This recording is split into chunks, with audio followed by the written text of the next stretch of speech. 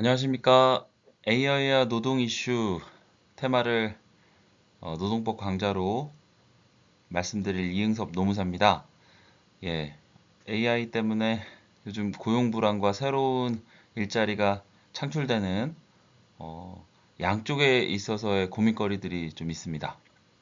오늘 살펴볼 문제들은 결국 이 AI 그리고 로봇들로 인해서 고용 불안이 더 가중화되고 있는 현실에 대해서 한번 살펴보고, 또 그래서 결국 우리가 노동조합이나 노동자로서는 어떤 이슈를 잘 알고 또 어떻게 대비할지에 대한 부분을 저희가 한계와 그리고 위기의 내용이 어떤 건지 그렇게 좀 살펴보도록 하는 시간을 갖도록 하겠습니다.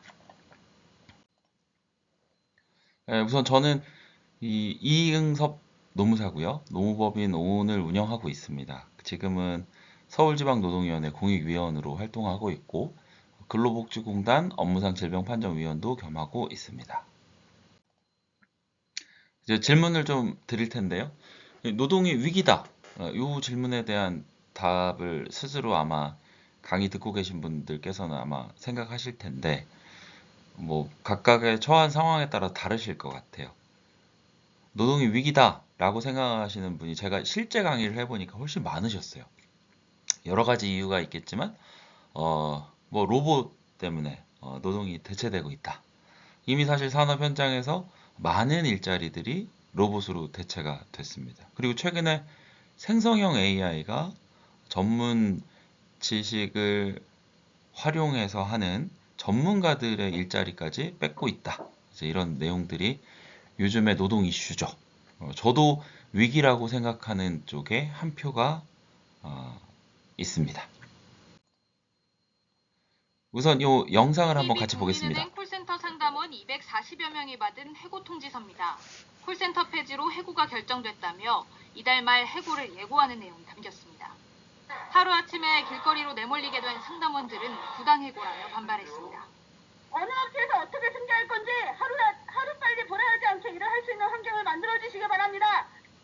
이에 대해 은행 측은 인공지능 상담 서비스 도입으로 올해 콜센터 이용자 수가 지난해보다 20%가량 줄어 감축이 불가피한 상황이라고 밝혔습니다.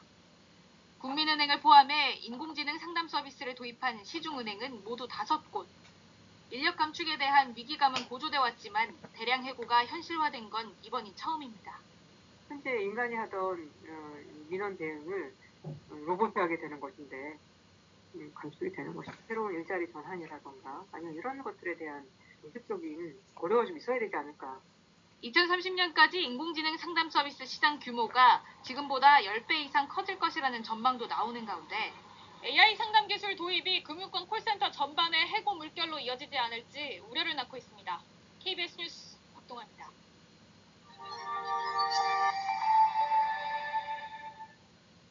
네, 이런 사례들이 언론을 통해서 우리가 접할 수 있는 노동의 위기의 사례죠. 예. 근데 또 한편 다른 영상도 있습니다. 외형은 분명 안전모죠. 그런데 보석으로 둘러싸여 있습니다. 그것도 아주 빽빽하게 마치 왕관과 같습니다. 육체 노동이 왕이다. 블루칼라가 귀족처럼 대접받을 것이다. 아마 이런 취지를 담은 사진 같은데 요즘 실제로 그런 취지의 보고서와 기사가 잇따라 나오고 있습니다. 논의의 출발점은 인공지능 AI입니다. AI의 발전 속도를 생각하면 상당수 직업이 AI로 대체될 거다. 사실 여기까지는 다들 하고 있는 예측입니다. 관건은 구체적으로 어떤 직업이 그렇게 될 거냐겠죠. 자국적 교육기업 피어스는 육체노동과 정신노동을 비교했습니다. 회계사, 비서 같은 화이트칼라 업무의 30%는 AI가 대신하겠지만 설비공 같은 블루칼라 업무는 1% 미만일 거라고 결론 내렸습니다. 미국의 조사 전문기관 퓨 리서치도 AI가 대신하기 어려운 직업으로 소방관, 이발사, 간호사, 수리공 등을 꼽았습니다. 블루칼라가 더 대접받는 건 미래의 일만은 아닌 것 같습니다. 이미 일부는 현실화되고 있습니다. 미국의 대졸, 고졸 노동자의 급여 격차를 분석해 보니까 2015년에 났던 격차가 2019년 4년 사이에 절반으로 줄었다는 분석도 나왔습니다. 디지털화가 고도화될수록 첨단 지식을 보증하는 대학 졸업장이 임금을 더 높여줄 거라는 고정관념과는 배치됩니다. 이런 흐름이 지속된다면 귀족 육체 노동의 시대가 정말 열릴지도 모르겠습니다. 지금까지 경제합시다였습니다.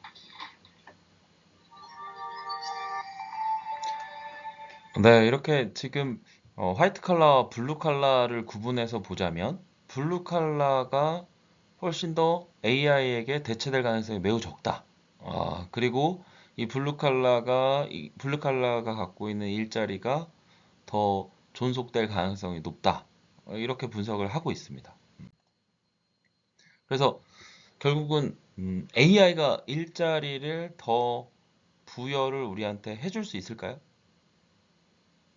이거에 대한 답은 사실 더 창출되는 일자리가 많다 이렇게 보긴 좀 어려울 것 같습니다.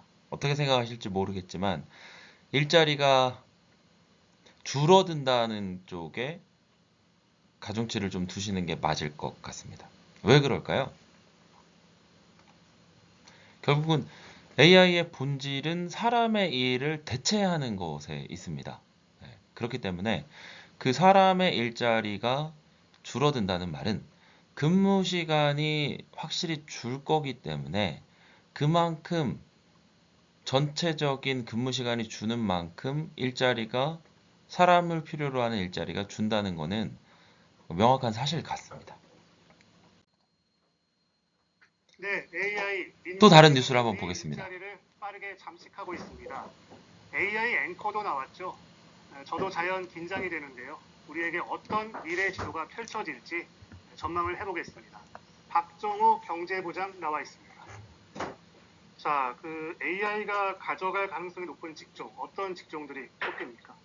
네, 보통 새로운 기술이 나오면 그 기술이 사람을 대체하면서 특정 분야에서 임금 상승이 정체되거나 일자리가 줄어드는 경향을 보여왔습니다. 최근에 발간된 한국은행 이슈 노트를 보면 AI로 대체될 가능성이 큰 일자리의 규모는 341만 개, 넓게 보면 400만 개에 이릅니다. AI 노출 지수는 현재 기술로 수행 가능한 업무가 해당 직업의 업무에 얼마나 집중되어 있는지를 나타내는데요. 먼저 노출 지수 상위 직업은 화학공학기술자, 철도, 전동차 기관사 등이고 노출 지수 하위 직업은 음식 관련 단순 종사자와 대학 교수, 강사 등입니다. 또 직업 세 분류를 보면 일반 의사와 전문 의사, 변호사는 노출 지수가 높은 편입니다. 네. 반면 성직자와 대학 교수 등은 노출 지수가 낮았습니다. 이처럼 상위 20%가 대체된다고 보면은 341만 개, 상위 25% 정도로 범위를 확대하면 일자리 398만 개가 해당됩니다. 네, 보니까 전문직이나 고소득 직종이 상대적으로 더 위협을 받는다. 뭐 이렇게 말할 수 있겠네요.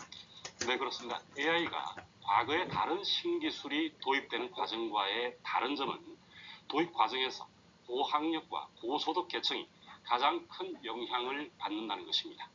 2000년부터 지난 20년간 산업용 로봇과 소프트웨어 기술이 본격화된 시기에는 저학력과 중간소득 계층이 주로 영향을 받았습니다. 산업용 로봇 등이 반복적, 육체적 노동을 대체한 반면 AI 기술은 비반복적, 인지적 분석 업무에 주로 활용될 수 있기 때문에 고학력과 고소득 계층이 더 큰 영향을 받게 되는 겁니다. 네. 그럼 뭐 지금 얘기한 그런 일자리 갖고 계신 분들 뭐 긴장이 안 될래야 안 될 수가 없겠는데 어떤가요? 네, 그렇지만 당장 큰 변화가 있는 것은 아니고 꼭 비관적으로만 볼 일도 아닙니다. 네. 새로운 기술은 기존의 일자리를 대체하기도 하지만 신규 일자리를 창출하기도 합니다. 네. AI로 생산성이 증가하게 되면 노동 수요가 늘어나고 임금 상승으로도 이어질 수 있습니다. 다만 이 같은 대체 효과는 특정 그룹에 집중될 수 있기 때문에 교육과 직업 훈련이 더 중요해졌습니다. 결국 근로자들의 적응력과 정책 설계가 AI 신기술 수혜 여부를 결정할 것으로 보입니다. 그 방금 얘기한 그 근로자들의 적응력 얘기했는데 네. 그러면 구체적으로 우리가 뭐 어떤 능력을 키워야 된다는 얘기입니까? 네, AI 시대가 본격화되면 기존의 근로자는 물론 취업 준비생들도 새로운 능력이 요구받을 것으로 보입니다. 이른바 스템 기술, 화학, 기술, 공학, 수학에 대한 수요는 여전히 견고할 것으로 예상됩니다. 이런 능력을 바탕으로 소프트 스킬에 대한 수요가 대폭 늘어날 전망인데요. AI가 감당하기 힘든 사회적 기술이나 팀워크, 의사소통 능력과 같은 소프트 스킬이 앞으로 더 많은 보상을 받게 될 것으로 보입니다. 이 같은 추세를 따라잡기 위해서는 취업자들의 변화된 대응이 필요하고 교육이나 직업훈련 등에서의 정책적 변화가 시급하다고 볼 수 있겠습니다. 네, AI가 바꿀 우리의 일자리 지도 박정호 경제부장과 그려봤습니다. 잘 들었습니다.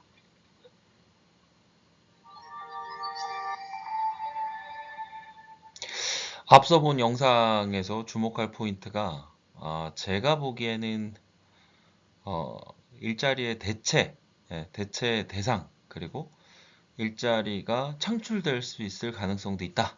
이제 이 두 가지 포인트인 것 같은데요. 그 먼저 본 영상에서 보면 그 안전모에 보석이 박혀 있는 거 보셨잖아요. 아까 언급드렸듯이 블루칼라, 즉 AI가 대체할 수 없는 고유한 일자리들은 유지가 될 가능성이 매우 높겠고, 또 지금까지 많이 산업용 로봇이나 지금 서비스 로봇들이 등장하면서 로봇들의 일자리를 우리 사람들의 일자리를 대체하는 케이스들이 많이 늘어나고 있다. 지금 식당 가보시면은 서빙 로봇을 진짜 자주 만나실 수 있잖아요. 이제 그런 것들은 서비스 일자리를 좀 줄이게 되는 효과가 있죠. 그리고 늘어나는 업무나 직무는 어떤 게 있을까요? 결국은 융합적인 사고나 그리고 지금 AI를 활용하는 그런 종합적인 디자인 사고를 할 수 있는 그런 일자리들은 더 증가를 할 수 있는 상황이 되고 있습니다. 그런데 결국은 일자리가 주냐, 일자리가 늘어나냐 이렇게 보면 정작 AI를 활용하고 있고 AI를 만들고 AI와 가장 직접적으로 관계가 있는 미국의 구글 그리고 MS 결국은 다 정리해고 수순으로 가고 있습니다. 그리고 뭐 페이스북으로 유명한 메타, 아마존 이렇게 굴지의 세계 IT 기업들은 정리해고를 작년에 이미 실시했습니다. 무려 24만 개의 일자리가 줄었는데요. 이 일자리가 줄어든 이유는 우리나라 그 챗봇을 활용한 콜센터 직원들이 주는 것들은 대체가 되는 시장이라고 보면 이제 AI 생성형 AI가 등장하면서 프로그래머들이 잉여 인력으로 회사에선 판단을 하고 있는 겁니다. 그래서 구글에서는 12,000명이죠. MS 마이크로소프트에서 11,000명, 아마존 27,000명, 메타 21,000명 이렇게 순식간에 24만 개 일자리가 삭제되고 있습니다. 그러니까 노동의 유연성이라고 표현을 하는 이 나름의 해고의 자율성은 미국 시장이 굉장히 높죠. 미국은 입사할 때 처음에 서약서를 씁니다. 회사가 언제든지 필요에 따라서 이유가 상관없습니다. 필요에 따라서 해고를 할 수 있고 그 해고하는 거에 동의한다 라는 서약서를 작성하고 일을 시작합니다. 그래서 영화 보면 그 큰 이제 종이박스 하나 들고 나오는 경우 많잖아요. 또 트럼프가 대통령 하기 전에 여러 TV 프로그램에서 이제 파이어라고 외치면서 하는 그런 프로그램을 진행하면서 인기를 많이 얻었거든요. 그러니까 그만큼 해고가 유연하다. 우리나라는 사실 현행법상 근로기준법 23조에 따라서 혹은 정리해고를 담고 있는 근로기준법 24조에 따라서 해고에 대해서는 명확한 절차 그리고 사유 그리고 특히 24조 구조 조정에 따라서 하는 부분에 있어서는 긴박한 경영상의 필요가 있어야 되고 그리고 최소한의 해고 회피 노력을 열심히 해야 하고 그리고 기준과 그 선발 해고 대상자의 기준과 선발 방식에 따른 거는 노동조합과 긴밀하게 협의하도록 되어 있습니다. 그리고 50일 전에 통보하도록 되어 있죠. 그런 법률상의 법적인 안전장치를 우리나라는 갖고 있습니다. 그렇기 때문에 이렇게 미국처럼 대량의 실업이 바로 예상될 수는 없겠다. 이렇게 한번 진단하고 넘어가고요. 그래서 결국은 이런 시장에서 노동조합도 위기냐 아니면 기회냐, 이건 참 답이 많이 다르실 것 같아요. 일자리가 축소되면서 해고도 빈번해지면서 그런 위기를 맞을 때 노동조합이 힘이 있을까요? 없을까요? 노동조합에게 사람이 더 기댈까요? 더 뭉칠까요? 안 뭉칠까요? 라고 물어보면 아마 다 더 뭉칠 것 같다. 이 해고의 위기 시절에는 노동조합의 파워가 더 세질 것 같다. 이렇게 얘기하시는 분도 계시죠. 하지만 자연스럽게 일자리가 감소되면 노동조합 또한 버텨내기 힘들 거다라고 위기라고 생각하시는 분도 있을 겁니다. 각각의 생각은 이제 존중하지만 그 근거는 우리가 생각을 해봐야 된다는 생각합니다. 그래서 결국은 우리 노동조합의 본질로 돌아가 보면 결국 아까 제가 질문 드렸던 노동조합이 위기냐 아니면 기회냐 라는 답을 찾을 수 있을 텐데, 제가 왜 이 말씀을 드리냐면 항상 노동조합이 기회였었던 때가 많이 있었습니까? 우리는 항상 불안했고 우리는 항상 위기였습니다. 그런 측면에서 시작해 보면 이 외부 요인인 생성형 AI 혹은 로봇의 등장으로 인한 IT의 확장으로 인한 노동시장의 위기는 노동조합에게는 기회라고 저는 생각은 좀 듭니다. 왜냐하면 노동조합의 본질이 세 가지로 우리가 압축되지 않습니까? 우리는 고용의 위기를 탈출해야 하는 그런 상황에서 우리는 뭉쳐야 됩니다. 뭉쳐야 됩니다. 그게 우리가 말하는 단결성이죠. 그리고 단결해서 우리가 어떤 걸 얘기해야 됩니까? 고용 보장과 근로조건 향상을 얘기해야 되겠죠. 로봇에게 계속 대체될 수 없지 않습니까? 생성형 AI가 아무리 잘한다 하더라도 생성형 AI를 만든 사람 또한 인간입니다. 그리고 그렇게 해서 우리가 집단화돼서 근로조건이나 고용 안전을 위해 투쟁을 하고 그게 반영되지 않을 때는 최소한의 고용 보장과 살 권리를 쟁취하기 위해서 파업까지 이어질 수 있는 권리, 그게 우리나라에 보장된 노동 3권 아니겠습니까? 그런 쪽의 접근이 노동조합의 본질로서의 접근이라고 생각을 합니다. 그래서 오늘 질문이 굉장히 많은데, 그래서 되돌아보면 우리가 갖고 있는 해고의 절차 조항이나 각각의 최소한의 근로 조건들을 법에서 기준으로 정한 근로기준법과 노동조합의 활동과 노동자들의 노동 3권을 보장하고 있는 노조법 등을 생각해 볼 때 법은 어떻습니까, 우리에게? 저는 법은 항상 따뜻했다고 생각합니다. 하지만 법을 차갑다고 생각하는 게 국민 정서 같습니다. 법을 차갑다고 생각하는 건 제가 볼 땐 법을 적용하는 검사, 법을 적용하고 법의 기준에 따라서 냉철하게 판단해야 하는 판사, 그분들이 따뜻한 마음이 좀 적기 때문 아닐까 생각합니다. 우리가 법을 차갑게 느끼는 거는 법은 항상 따뜻했다고 저는 생각합니다. 그리고 계속 법은 따뜻한 쪽으로 계속 발전해 왔습니다. 우리가 중대재해처벌법이 최근에 이제 3년째 들어오고 있는데 그 법이 왜 생겼겠습니까? 법은 우리에게 따뜻하게 진화해 오고 있습니다. 이천물류센터에서 50명이 죽고 있을 때 사업주에게 벌금이 2천만 원 떨어져서 한 명당 50만 원 벌금을 받던 시절에서 지금은 적어도 사업주에게 1억 5천의 벌금을 부과하고 있습니다. 그리고 징역형 1년, 그리고 최대 징역형 2년까지의 판결이 나오고 있습니다. 법은 점점 더 따뜻하게 바뀌고 있고 적용하는 분들도 더 따뜻해졌으면 합니다. 그래서 결국 노동조합의 본질, 노사의 역할의 기준이 되는 게 노조법이고, 그 노조법의 핵심 중에 핵심은 헌법에서 보장한 노동 3권이라고 할 수 있습니다. 헌법 제33조 제1항은 근로자는 근로조건의 향상을 위하여 자주적인 단결권, 단체교섭권, 단체 행동권을 가진다 라고 정하면서 노동 3권을 전면적으로 보장하고 있습니다. 헌법 제33조의 문구에 따라서 노조법이 구체화돼서 정하고 있는 바도 이와 같습니다. 즉 단결권이죠. 노동조합의 활동을 보장하고 있는 조항이 노조법의 서두에 있습니다. 그리고 단결권을 보장하는 여러 장치들을 갖고 있고 노동조합에 대해서 규율을 하고 있습니다.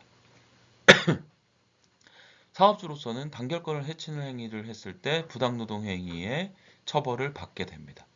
그리고 노조법에서는 헌법에서 보장한 단체 교섭권을 위해서 교섭을 해태하거나 교섭을 거부하는 사업주에게도 부당노동 행위로서 처벌할 수 있는 근거 규정을 갖고 있습니다.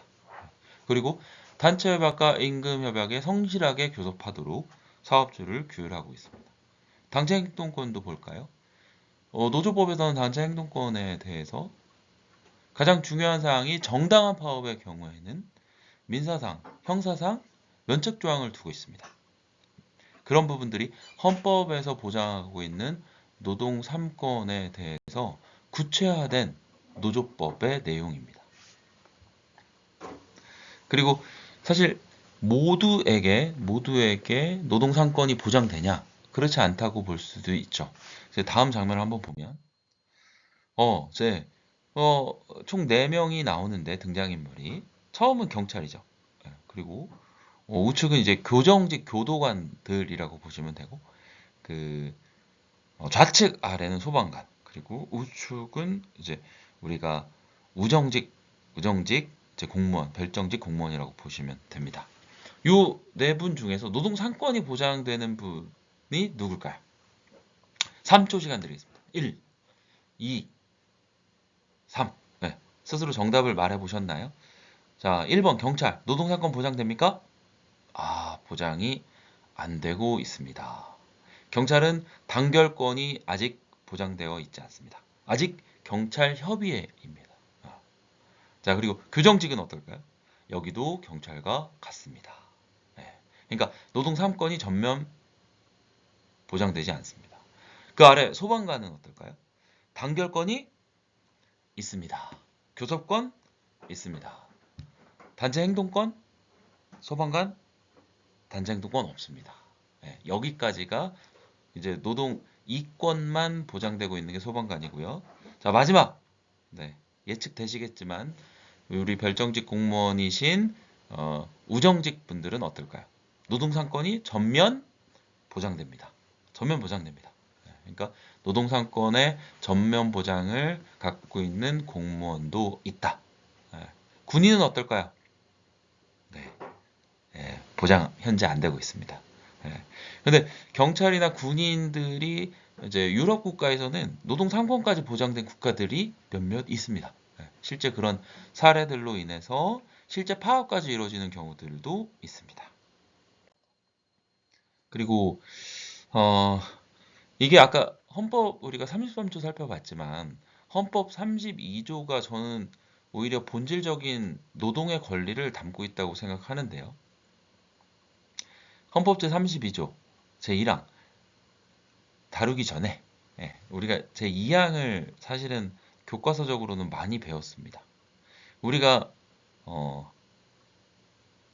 의무 3가지 이렇게 교육을 좀 받았던 게 기억이 나실 텐데 국민의 의무 3가지가 뭘까요? 기억나십니까? 남자라면 이제 국방의 의무, 또 2번째는 근로의 의무, 그리고 일을 했으니까 세금을 내야 된다는 납세의 의무, 요 3가지였을 거예요. 그래서 근로의 의무를 강조하던 시기였습니다. 근데 헌법 제32조 1항은 모든 국민은 근로의 권리를 가진다는 말을 하고 있습니다. 즉 국가적으로는 근로의 의무를 강조하고 싶었겠죠. 제2항으로 배치된. 하지만 본질은 제1항에 있다는 점입니다. 즉 근로의 권리를 가집니다. 즉 권리를 가진다는 건 뭘까요? 국가가 국민이 근로할 수 있도록 보장해야 된다는 겁니다. 그 말이 뒤에 나옵니다. 국가는 사회적, 경제적 방법으로 근로자의 고용의 증진과 적정 임금의 보장에 노력해야 하며 법률이 정하는 바에 의하여 최저임금제를 시행해야 된다. 즉 근로의 권리를 보장하기 위해서 노력해야 한다라고 제1항에 정하고 있습니다. 그게 바로 개별 노동권의 핵심이고 그게 노동의 본질입니다. 의무를 강조하기 전에 국가가 나서서 근로의 권리를 보장하고 일자리를 보장하라는 게 지금 헌법 제32조에서 근거를 두고 있다는 겁니다. 로봇, AI 등장으로 인한 노동의 위기, 일자리의 감축에 대응해서 국가적으로 노동자의 일자리를 보호하기 위한 각종 정책적인 제도들을 마련해야 한다는 근거도 바로 헌법 제32조에서 나온다는 겁니다. 이 점을 꼭 기억해 주셨으면 합니다. 즉 국가가 산업의 흐름이 이러니까 어쩔 수 없다.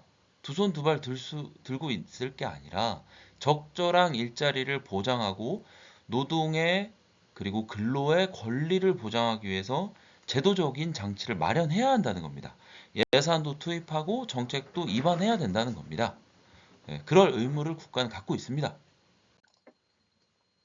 그리고 무엇보다 중요한 게 우리가 자꾸 노동권 하지만 결국은 뭡니까?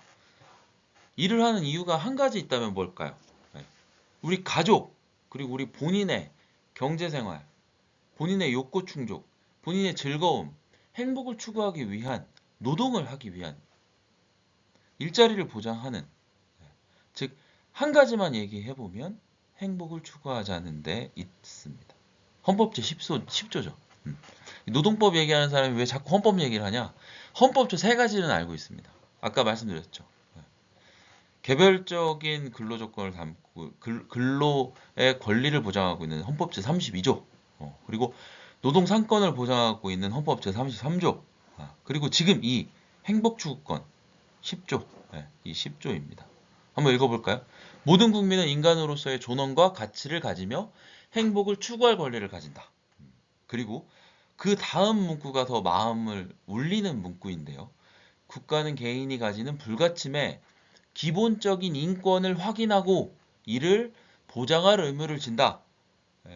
아무리 AI보다 더한 애들이 들어와서 일자리를 축소시키려고 하고 일자리를 감축된다 하더라도 인간의 기본적인 인권을 보장해야 될 국가는 행복을 위해서 그걸 막아야 한다는 겁니다.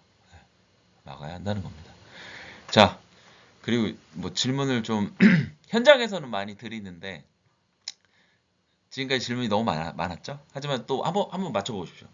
자, 이 행복추구권이 도대체 언제 만들어졌을까요? 3초 드리겠습니다. 3, 2, 1 시간 됐습니다. 많이 놀라실 텐데 바로 이때 만들어졌습니다. 서울에 보면 재밌게 보셨나요?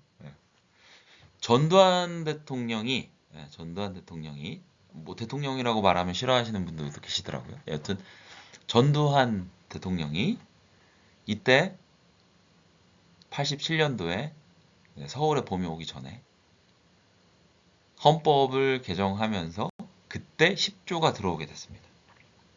대단한 아이러니한 역사 아닙니까? 자, 보세요. 10조. 87년 10월 29일에 시행은 88년에 됐죠. 이렇게 행복추구권이 탄생하게 된 배경이 있습니다. 잘했죠? 잘했습니다. 그죠? 자, 아까는 이제 노동의 본질에 대해서 우리가 살펴봤어요. 핵심은 뭡니까? 헌법에서 보장된 원리다. 노동 3권과 노동의 권리는 국가가 보장해야 할 권리입니다. 국민이 갖고 있는, 국민이 당연히 가져야 할 권리이므로 어떤 위협이 있어도 국가가 보전을 해줘야 하고 유지시켜야 할 의무가 있다는 겁니다. 이게 핵심이었습니다. 그럼 노사관계의 본질을 통해서 지금 AI 등장으로 인한 노동 위기에 현명하게 대처할 수 있는 방식에 대해서 한번 그것도 본질적인 접근을 해보겠습니다. 노사관계의 본질 뭡니까? 호랑이 두 마리 있죠. 호랑이 두 마리 있죠. 호랑이 한 마리 누구였습니까? 예. 등치가 조금 더 크다고 표현할까요? 예. 사용자입니다. 예. 또 나머지 한 마리 예. 노동조합이라고 볼 수 있습니다. 예. 근데 호랑이 두 마리라고 표현하지만 집단화되어 있지 않은 노동자는 호랑이일까요? 호랑이가 되게 어렵습니다. 이빨이? 발톱이? 무디입니다. 싸울 능력이 현저히 떨어집니다. 예. 가끔 사업주들은 이렇게 얘기합니다. 요즘 근로자들이 갑이다. 일자리 뭐 너무 많아가지고 나간다고 하면 방법이 없다. 일면 그 말도 맞죠. 예, 예. 하지만 근로조건을 기본적으로 정하는 사람은 누굽니까? 사용자입니다. 절대적인 강자입니다. 그래서 노동조합의 본질을 호랑이 두 마리, 뭐 사자 두 마리 다 괜찮은데 결국은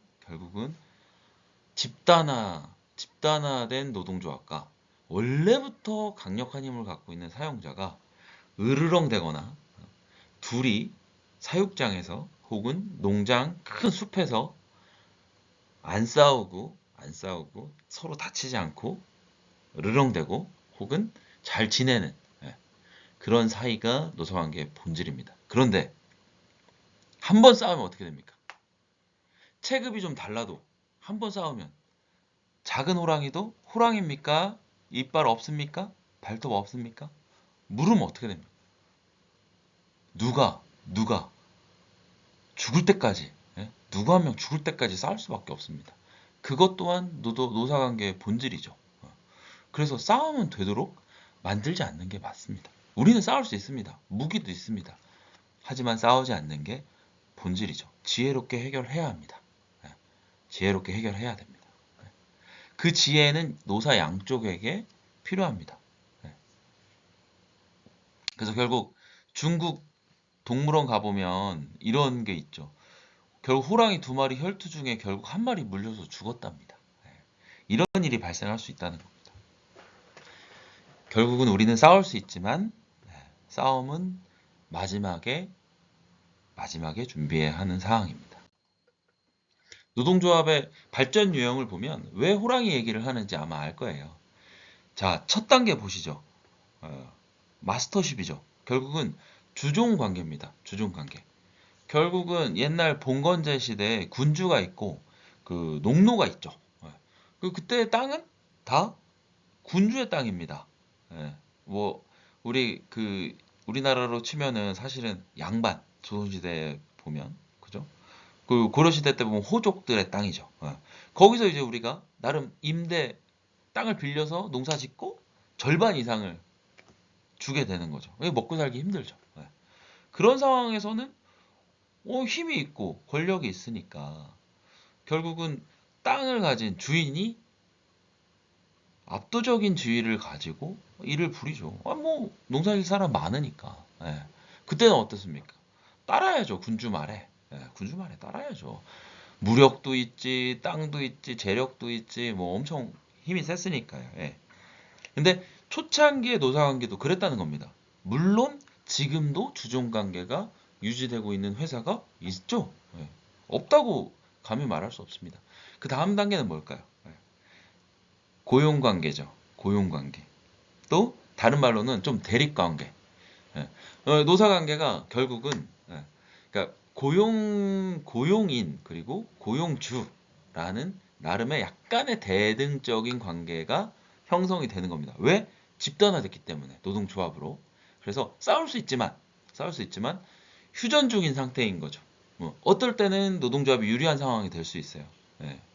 그래서 유리한 상황에서 많은 근로조건들을 얻어내죠. 하지만 어떤 때는 또 경영의 위기가 생겨서 감원이 필요할 때도 있어요. 방언하겠지만 일부분 직원들이 나가야 할 때도 생깁니다. 그러니까 결국은 그때 으르렁대고 싸우겠지만 결국 고용관계, 무장 휴전의 관계라고 합니다. 그 다음은 이제 파트너십인데 사실 요 단계까지 온 국가 우리나라의 기업이 많을까요? 많지 않죠. 그 다음은 이제 프렌드십인데 여기는 사실 드물죠. 파트너십 요 단계까지 있다고 자신하실 수 있는 곳 한번 노동조합 입장에서 한번 손 한번 들어주십시오. 파트너십이면 이런 겁니다. 경영에 참여할 수 있는 여지가 있냐? 그리고 이익을 제대로 분배를 받을 수 있냐? 여기서 제대로라는 말은 경영자가 가져가는 것만큼 노동자에게도 분배가 가능하냐? 그리고 투쟁을 하지 않아도, 즉 우리를 파트너십으로 인정하기 때문에 그 정도의 보상과 복지적인 정책까지도 파트너, 친구라면은 해줄 수 있는 거 아닙니까? 예? 경영 파트너라고 생각한다면 왜? 파트너는 언제든 떠날 수 있거든요. 떠나지 않게끔 하려면, 유지하려면 그러한 조건들을 해줘야죠. 미리. 예. 우리가 투쟁하지 않아도 해주는 게 파트너십. 그 다음 프렌드십은 뭘까요? 아 진짜 너무 이 사람이 너무 좋아서 끝까지 다 해주는 게 프렌드십이죠. 예. 그러한 4단계 발전 모형이 있습니다. 하지만 AI 등 로봇이 나오면서 우리가 갖고 있는 관계 내에 적용을 시켜보자고요. 예. 프렌드십입니다. 콩 한 쪽도 쪼개 먹자는 프렌드십인데 이런 위기 상황이 돼도 노동조합을 나몰라 하라 하겠습니까? 같이 가자는 거죠. 예. 파트너십 어떻겠습니까? 좋은 방안을 만들어서 우리는 일자리 줄이지 않고 계속 가겠다. 이런 관계가 유지가 될 겁니다. 고용관계, 대립관계, 무장 휴전관계 어떨까요? 치열하게 싸울 겁니다. 일자리 몇 개 줄이느냐, 감원 몇 명 하냐에 따라서 회사에 존폐가 달려있다는 걸로 압박을 하고 노동조합도 상당히 힘들게 투쟁을 하면서도 지켜내려고 노력할 겁니다. 마스터십 어떨까요? 얘기를 안 하겠죠. 교섭도 없습니다. 예, 바로죠. 그냥 어떻게 보면 바로죠. 단칼이죠. 이런 관계예요. 그러니까 우리 노동조합은 어떤 쪽으로 자꾸 유지해야 되겠습니까? 파트너십으로 계속 가셔야 됩니다. 그런 말씀을 한번 좀 드리고 싶었고요. 그래서 노동조합은 그럼 어떤 활동을 좀 해야 되냐? 이거 참 대단한 연설이었어요. 오바마가 그러니까 이런 내용이었습니다. 하원에서 아마 연설한 건데 복장도 아주 마음에 들죠. 저렇게. 그러니까 이렇게 셔츠 하나 입고 내용이 중요한 거죠. 그러니까 이런 내용으로 얘기합니다. 이거 뭐 영상도 있지만 시간 관계상. 그러니까 오바마가 이런 얘기하죠. 가족들의 행복과 이런 것들을 더 유지하고 싶고 또 가족의 복지 정책이나 이런 것들을 더 계속 갖고 싶다. 그럼 어떻게 할 거냐? 나는 유니온에 가입하겠다는 겁니다. 조인 더 유니온 그렇게 합니다. 이게 대통령이 할 말인가? 우리로서는 우리의 정서로서는 큰일 날 일인 거죠. 뭐 대서특필 되겠죠. 조중동에서 장난 아니게 그죠? 하지만 우리나라도 이런 인식은 갖고 있을 필요가 있습니다. 근데 한 발 더 나가서 오바마가 그랬다면 이제 바이든은 이게 이제 UAW라고 전미 자동차 노동조합입니다. 파업하고 있는 곳에 헬기 타고 갑니다. 헬기 타고 가서 이런 얘기합니다. 회사 능력 있습니다. 회사 능력 있습니다. 끝까지 파업하고 버티십시오. 회사 능력 있습니다. 내가 지지하겠습니다. 함께 하겠습니다. 진짜. 그래서 노동조합 지지선언을 합니다. 그때 상원하고 하원 선거가 있었거든요. 그래가지고 중간 선거 때문에 이렇게 발언을 했었어요. 근데 실질적으로 요 이후에 보세요. 현대자동차 미국 공장이 4,000명인데 이제 임금을 이게 4년 만에 그죠? 4년 동안인가 3년 동안인가 25% 임금 인상하기로 했습니다. 임금. 근데 현대차만 그런 게 아니라 전부 다 GM 전부 다 이렇게 올리기로 했습니다. 타결이 된 거죠. 엄청난 거죠. 그러니까 노동조합이 지금 미국에서 제2의 붐입니다. 자유시장주의 많이 얘기하지만 우리나라보다 지금 미국의 노동조합이 더 강력한 파워를 요즘 갖고 있어요. 왜? 정치적으로 행보를 하고 있기 때문입니다. 노동조합 활동이 어떻게 보면 뭐 이제 경제적 기능, 즉 분배를 정당하게 공정하게 해달라고 하던 이 임금을 복리적인 복지 정책을 우리가 받던 경제적 기능에서 정치적 기능으로 많이 가고 있습니다. 그게 미국이 먼저 시작했고 우리나라도 어느 정도 움직임이 있다가 많이 정체 중입니다. 이렇게 정치적인 활동을 노동조합이 할 필요가 있습니다. 물론 어렵죠.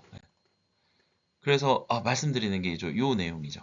공제적 기능과 경제적 기능 그리고 정치적 기능까지 실질적인 대능성 확보에서 정치적 기능만큼 가장 우월한 월등한 기능을 갖고 있기는 어렵다. 하지만 이게 현실적으로는 어렵고 우리는 사실 경제적 기능에 머물러 있죠. 근데 경제적 기능만 열심히 하시더라도 여유가 생깁니다. 그때 이제 정치적 기능을 할 수 있는 토대를 마련하는 거죠.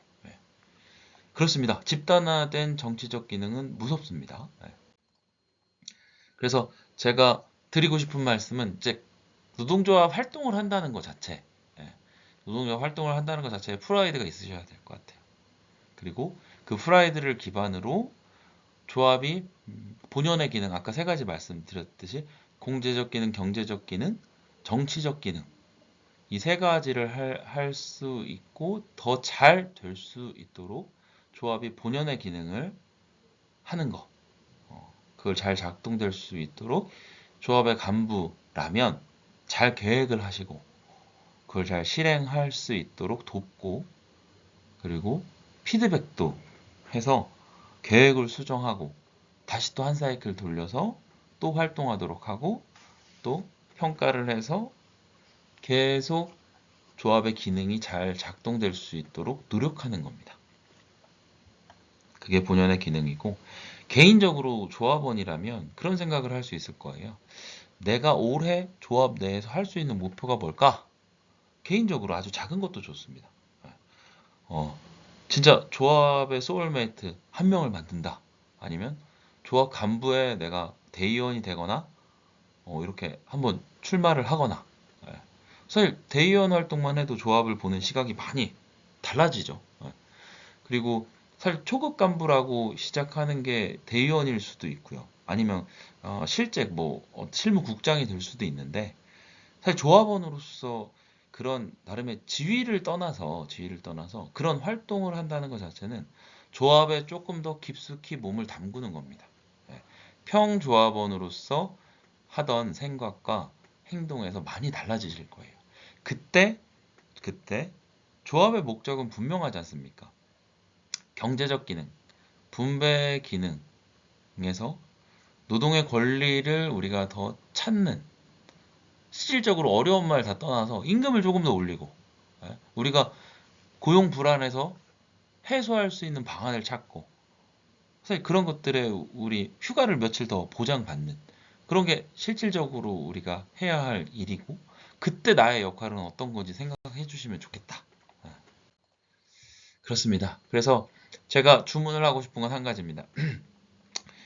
결국 AI 시대에 노동조합과 노동의 위기 상황이라고 진단을 한다면 그 진단을 하고 나서 보니 도대체 그러면 우리는 요 이슈를 어떻게 해결해야 될지 그게 큰 댐을 우리가 만들어서 큰 댐을 만들 때까지 기다릴 수는 없습니다. 그리고 아무리 좋은 댐을 만들어도 물이 없으면 아무 소용이 없습니다. 우리는 하나의 물방울입니다. 그러니까 노동자로서 조합원의 한 명의 일원으로서 그 물방울 하나를 모은다고 생각하시면 돼요. 그래서 AI에 대한 이슈가 왔다. 그러면 우리는 AI 이슈에서의 노동에서의 위기는 어떤 거지? 그리고 우리가 갖고 있는 권리는 어떤 거지? 국가에게 우리가 요청해야 될 건 어떤 거지? 말씀드렸잖아요. 노동의 권리 그리고 노동 상권의 보장에 대한 의무는 국가가 갖고 있습니다. 우리는 권리를 다 보장받는 게 헌법에 다 나와 있습니다. 그러니까 우리는 국가에게 AI의 고용 위기가 있다고 하면 요구해야 합니다. 기업에게 요구해야 합니다. 일자리를 유지하고 보장해달라고 요구해야 합니다. 목소리를 내야 합니다. 그게 정치적인 기능으로 작동을 하든 조직 내에서의 경제적 기능으로 작동을 하든 어찌됐든 작동할 수 있도록 한 방울의 물방울이라도 모아야 하고 그 물방울의 땀 그리고 힘, 노력은 우리 조합원 한 분 한 분이 갖고 계신 겁니다. 그래서 조합에서 본인의 역할을 충실하게 해주십시오. 그리고 우리가 갖고 있는 권리와 정부가 기업이 해야 할 의무를 잘 이해해 주시면 좋겠습니다. 이제 이런 거를 사실 강의 때 많이 쓰는 자료인데 빵이 너무나 크고 많고 먹을 게 풍부하면 싸움이 없죠. 그런데 항상 빵은 부족합니다. 일자리도 마찬가지입니다. 그러면 칼자루를 든 사람이 빵을 나눌 텐데, 그죠? 칼자루를 든 사람이 빵을 나눌 텐데, 공정하게 나누는지 안 나누는지는 우리가 잘 봐야 될 거 아닙니까? 예를 들어, 아빠가 있는데, 이제 형제 둘이 빵을 서로 자르겠다고 싸우고 있어요. 그때 아빠는 어떻게 해야 할까요? 야, 이거 칼은 좀 위험하니까 아무래도 큰 형이 칼을 다루고 잘 잘라라. 그리고 빵을 고르는 건 동생이 골라라. 그럼 형 어떻게 했습니까? 마음 착한 형이야. 동생 주려고도 크게 잘라주겠지만 진짜 진짜 반듯하게 자르겠죠. 반듯하게 잘라서 공정하게 자를 겁니다. 그러니까 노동조합이 물론 양보할 때도 많고, 그죠? 공정하다는 그런 인식을 외부적으로든 내부적으로든 많이 줘야 될 겁니다. 하지만 그때는 공정은 과정이라고 생각합니다. 결과가 아니고. 많이 소통하십시오. 왜 그러한 결과가 나왔는지에 대해서 그 절차를 설명하시고 이해를 구하고 소통을 하시면 그만큼 절차의 공정성이 준수가 될 거여서 결과로서도 다 흡수를 하시고 수용하실 겁니다. 뭐 좋은 얘기는 조금 생략하고요. 노동조합이 그런 역할을 해줘야 됩니다. 한참 노사관계가 긴장될 때 노동조합은 유머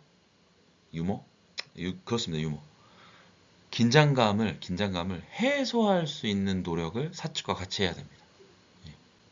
그러니까 우리는 밥을 하려면은 여러 사람이 맛있는 밥을 먹으려면 압력밥솥에 불을 뗄 때는 엄청 떼야 됩니다. 맞죠? 가스레인지 최대 강력으로 하고 딸랑딸랑 신호가 울립니다. 그때 어떡합니까? 불을 줄여야 됩니다. 딸랑딸랑 신호가 뭘까요? 노사관계에서 갈등으로 치닫는 모습이죠. 딸랑딸랑 지금 AI 등장 딸랑딸랑 위기죠. 위기. 노사관계가 함께 그리고 딸랑딸랑 엄청난 잭팟을 터뜨렸을 수 있죠. 엄청난 수익이 났을 수 있어요. 그러한 외부 신호들이 제가 볼 때는 딸랑딸랑이에요. 우린 열심히 불을 떼서 열심히 우리가 수익을 창출했단 말이에요. 그런데 AI 왔어요. 위기예요. 같이 밥을 못 먹겠어요. 힘들어요. 그럼 불을 좀 줄여야 돼요. 밥이 잘 될 수 있도록. 불을 줄이고 기다려야 되죠. 그리고 마침 뚜껑 열 때 밥을 잘 댔고 밥이 안 타게 만들어야죠. 그 노사관계의 역할입니다. 그리고 압력을 빼서 문을 열 수 있을 때까지 우리의 수익을 얻을 수 있을 때까지 압력을 빼야 하는 겁니다. 항상 외부의 위기 요인이 있을 수 있죠. 내부에서도 위기 요인이 있을 수 있습니다. 막상 열어봤더니 밥이 너무 조금 됐을 수도 있죠. 그게 내부의 위기일 수 있어요. 먹을 게 없을 수도 있어요. 그러니까 그때는 노사관계에 계속 소통을 해야죠. 그걸로 적어. 밥량이 너무 적어. 더 늘려줘. 이렇게 할 수도 있는 거죠. 그래서 해결 방식은 힘, 법, 말, 마음. 어떻게 가지고 좋겠습니까? 내려올수록 더 효과적이다. 분쟁적이지 않고 내려올수록 더 파트너십에 가깝다. 내려올수록 더 파트너십을 유지할 수 있다. 이렇게 보시면 될 것 같아요. 다시 한번 여쭙겠습니다. 위기냐 기회냐. 현재로서는 위기일 수도 있고 지금 너무 좋아서 기회일 수도 있어요. 하지만 영원한 건 없습니다. 영원한 건 전혀 없습니다. 위기 기회 거꾸로 하면 위기가 기회고 기회가 위기입니다. 노동조합 사건 많습니다. 복수노조 사건이 점점 더 늘어나고 있습니다. 이게 현실입니다. 이게 현실입니다. 하지만 이런 상황 내에서도 노노 간의 갈등이 기회일 수 있습니다. 노노 간의 갈등이 기회일 수 있습니다. 그러니까 갈등이 너무 없는 조직은 사실은 관성해져서 쇠락합니다. 갈등이 적당히 있을 때 노동조합, 각종의 조직들은 성장합니다. 노사관계에 있어서의 노노 간의 갈등도 갈등입니다. 잘 활용하십시오. 자, 요 마지막 문제인데요. 요게 이제 5글자로 5글자로 요 제목을 정하시면 됩니다. 예, 계란 한 판이 있고요. 5초 드리겠습니다. 5, 4, 3, 2, 1. 정답을 공개합니다. 5글자입니다. 바로 정답은 네. 한 계란 없다. 네, 그렇습니다. 다음 페이지 한번 볼까요? 요건 볼까요? 이것은 바로 시각의 차이지만 한 계란 있다. 네. 우리는 한 계란 없습니다. 네. 조합이 한 개를 두고 소통하거나 한 개를 두고 목적을 지향하거나 한 개를 두고 조직원을 대하시지 않으셨으면 좋겠습니다. 항상 공정한 것은 과정에 있습니다. 그리고 법은 따뜻합니다. 우리를 지켜주는 법이 있습니다. 그리고 적용을 잘못하는 사람들은 우리가 끝없이 요구하고 관찰해야 합니다. 그런 말씀을 좀 드리면서 오늘 AI와 노동 이슈 수업을 좀 마치려고 하는데요. 오늘 강좌에서 강조드리고 싶었던 건 우리의 본질적인 노동의 권리 그리고 노동의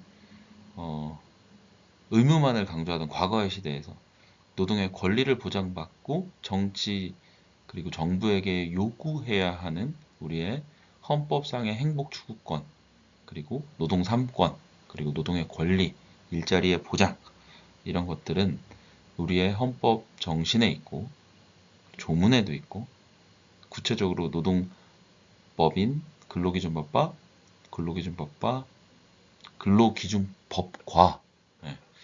노조법에 있다. 그게 정치적인 기능과 경제적인 기능으로 연결되면서 노사관계에 있어서는 4단계로 그려가던 파트너십과 정치적 기능과 경제적 기능을 연결하면서 정치적으로 우리가 요구할 것들을 구체화하고 개별적인 단체 그리고 노동조합 그 안에서의 개별적인 우리 구성원들 각각의 역할에 있어서의 본질적인 행동들을 우리는 생각을 갖고 계획하고 실행하고 다시 또 피드백을 하시는 그런 과정들을 이어나가야 된다. 한계를 가지지 말고. 네. 이렇게 잘 요약했죠? 네. 그러면 또 다음 올해 하반기 태발별 교육에서 또 뵙겠습니다. 지금까지 이응섭 노무사였습니다. 감사합니다.